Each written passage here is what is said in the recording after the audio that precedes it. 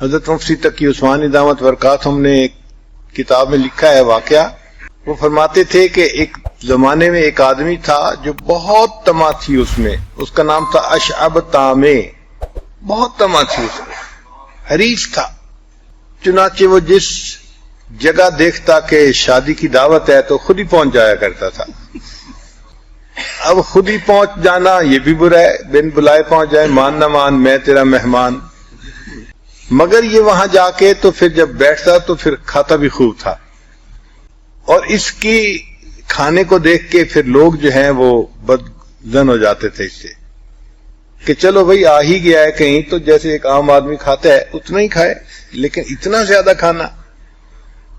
خوب کھاتا تھا، حتیٰ کہ لوگوں نے اس کو اپنی شادیوں پہ کے بارے میں بتانا ہی چھوڑ دیا، لیکن پھر بھی یہ خبر رکھتا تھا اور کسی نہ کسی طرح شادی کی دعوت میں پہنچ جاتا تھا. ایک گھر والے بہت تنگ تھے اس سے، انہوں نے سوچا کہ ہم 4 دیواری کے اندر دعوت کریں گے اور اس کا دروازہ بند رکھیں گے، اور دیواریں اونچی اونچی ہیں تو گھر کے لوگ مرد عورتیں گھر کے اندر ہوں گے، پردہ بھی رہے گا، اور پھر یہ اشب اور اس جیسے اور جو لوگ ہیں ان سے بھی جان چھوٹ جائے گی. اب جب اندر دعوت شروع ہوئی تو ہمارے ہاں تو ماشاءاللہ قورمے کی مہک دور دور تک جاتی ہے، یا پلاؤ پکا ہوا ہو تو اس کی مہک دور دور تک جاتی ہے. تو یہ گلی سے گزرا، پتہ چل گیا اس کو کہ اس گھر میں کھانا پینا چل رہا ہے. اب بہت اس نے کوشش کی کہ کہیں سے دیکھے کہ اندر کیا ہو رہا ہے، نظر نہیں آتا تھا، دروازہ بند تھا. کھٹکھٹایا، دروازہ کھولتا کوئی نہیں تھا. سوچتا رہا کیا کروں. پھر اس کو خیال آیا تو یہ ایک سیڑھی اٹھا کے لے آیا، اور سیڑھی اس نے گھر کی دیوار کے ساتھ لگا دی اور سیڑھی کے اوپر چڑھ کے اوپر بیٹھ کے دیکھنے لگ گیا. اب گھر والوں کو برا لگا کہ کھانے میں مرد بھی ہیں، گھر کی عورتیں بھی ہیں، اور یہ صاحب جو ہیں یہ دیوار کے اوپر بیٹھے ہوئے سب کو دیکھ رہے ہیں. تو ان میں سے کسی نے اس کو ڈانٹا کہ بھئی پردے دار عورتیں ہیں، تم کیا بدتمیزی کر رہے ہو، کیوں یہاں بیٹھے ہو. تو جب اس نے ڈانٹا تو اس نے جواب دیا کہ وَمَا لَنَا فِي بَنَاتِكَ مِنْ حَقٍّ وَإِنَّكَ لَتَعْلَمُ مَا نُرِيدُ، کہ میرا تمہاری گھر کی عورتوں سے کوئی واسطہ نہیں ہے، تمہیں پتہ ہے میں جو چاہتا ہوں.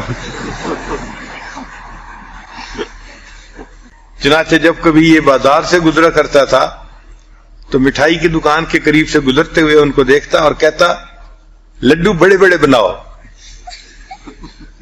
لڈو بڑے بڑے بناؤ.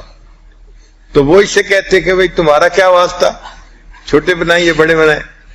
کہنے لگا نہیں بڑے بڑے بناؤ. وہ کہتے کیوں؟ کہتے ہو سکتا ہے کوئی لے کے مجھے ہدیہ ہی کر دے. تو بھئی اگر کوئی لے کے مجھے ہدیہ کرے گا تو پھر بڑا لڈو میرے ہاتھ آئے گا نا. تو یہ ایسا طامع تھا.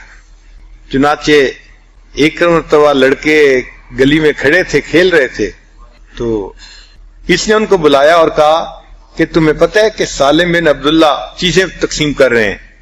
سالم بن عبداللہ بہت نیک شخصیت تھے اپنے وقت کی، اور اللہ کے راستے میں خوب خرچ کرتے تھے، غریبوں میں بچوں میں خوب تقسیم کرتے تھے چیزیں مال.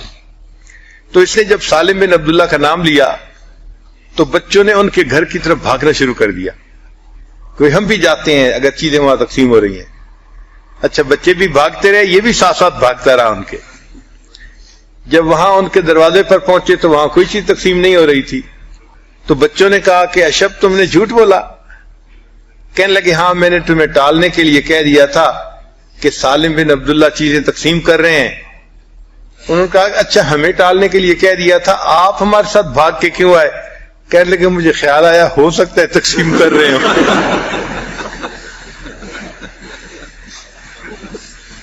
تو ایسی طمع جو انسان کو ذلیل کرے یہ انتہائی بری چیز ہوتی. دنیا کی طمع تو بالکل دل میں نہیں ہونی چاہیے. یہ یقین دل میں رکھیں کہ جو ہمارا مقدر ہے وہ ہمیں پہنچ کے رہنا ہے. ہم نانا بھی کریں گے نا تو اللہ تعالیٰ اس رزق کو پھر بھی پہنچائیں گے. اس لیے دل میں طمع نہ ہو. انسان دین کا کام خاص طور پر جب کرے تو بے طمع ہو کر کرے، اللہ کی رضا کے لیے کرے.